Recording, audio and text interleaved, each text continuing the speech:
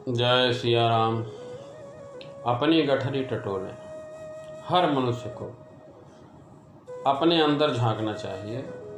इसी विषय में यह वीडियो है। कृपया वीडियो को सब्सक्राइब जरूर कर लें। दो आदमी कहीं जा रहे थे।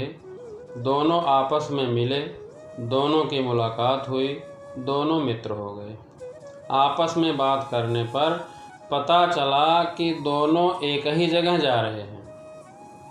अब दोनों खुश होकर साथ साथ जाने लगे। लगभग 7 दिन दोनों साथ रहे।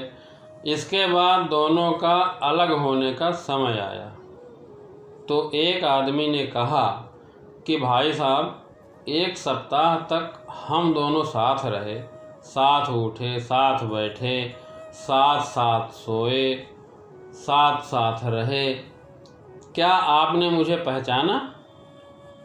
तो दूसरे ने कहा, नहीं, मैंने तो नहीं पहचाना।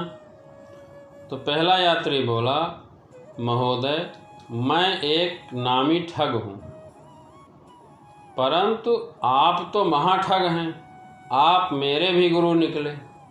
तो दूसरा यात्री बोला, कैसे? पहला यात्री बोला, कुछ पाने की आशा में मैंने निरंतर 7 दिन तक आपके थैले की तलाशी ली, मुझे कुछ भी नहीं मिला। इतनी बड़ी यात्रा पर निकले हैं आप, तो क्या आपके पास कुछ भी नहीं है? बिल्कुल खाली हाथ आए हैं।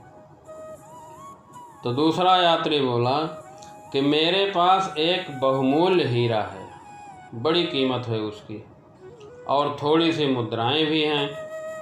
तो पहला यात्री बोला, तो फिर इतने प्रयत्न और तलाशी के बाद वह मुझे मिले क्यों नहीं? दूसरा यात्री बोलता है, मैं जब भी बाहर जाता वह हीरा और मुद्राएं तुम्हारी पोटली में रख देता था और तुम 7 दिन तक मेरी झोली टटोलते रहे, अपनी तो देखे नहीं, अपनी पोटली तलाशने की ज़रूरत नहीं समझी, तो फिर तुम्हें कुछ मिलता कहाँ से? यही समस्या आज हर इंसान की है। आज का इंसान अपने सुख से सुखी नहीं है, बल्कि दूसरे के सुख से दुखी है, क्योंकि निगाह सदैव दूसरे के गठरी पर होती है। ईश्वर नित नई खुशियाँ हमारी झोली में डालता रहता है, परंतु हमें अपनी गठरी पर निगाह डालने की फुर्सत कहाँ है? फुर्सत ही नहीं है। यही सभी की मूलभूत समस्या है। जिस दिन से इंसान दूसरे की ताक झांक बंद कर देगा, उसी क्षण सारी समस्या का समाधान हो जाएगा। बोलो जय सिया राम। अपनी गठरी टटोलें जीवन में सबसे बड़ा गूढ़ मंत्र है कि अपनी गठरी टटोलें, अपने अंदर झांकें, अपने को सही करें, स्वयं को टटोलें और जीवन पथ पर आगे बढ़ें। सफलताएं आपकी प्रतीक्षा कर रही हैं। ईर्ष्या और द्वेष मनुष्य के 2 प्रमुख अवगुण हैं जो उसे दुखी करने के लिए पर्याप्त हैं। लंबे समय तक ये मनोभाव मन में रहने पर एक मानसिक विकार का रूप धारण कर लेते हैं। सवाल और समस्या यह है कि मनुष्य दूसरों के सुख से दुखी क्यों होता है?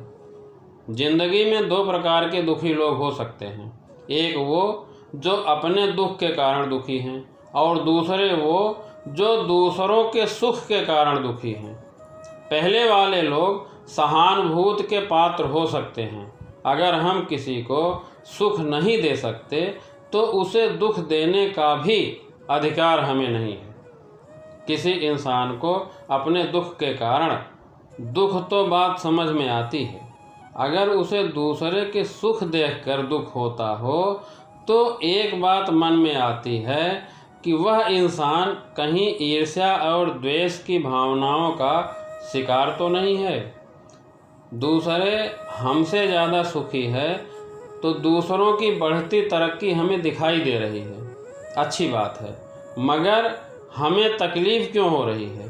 अगर हमें दूसरों की खुशहाली को देखकर ज़्यादा तकलीफ़ हो रही है तो इसका सीधा अर्थ कुछ यह होता है कि हमारी सोच में कहीं कुछ गड़बड़ी है और यहीं से शुरुआत होती है अपने आप में सुधार करने की।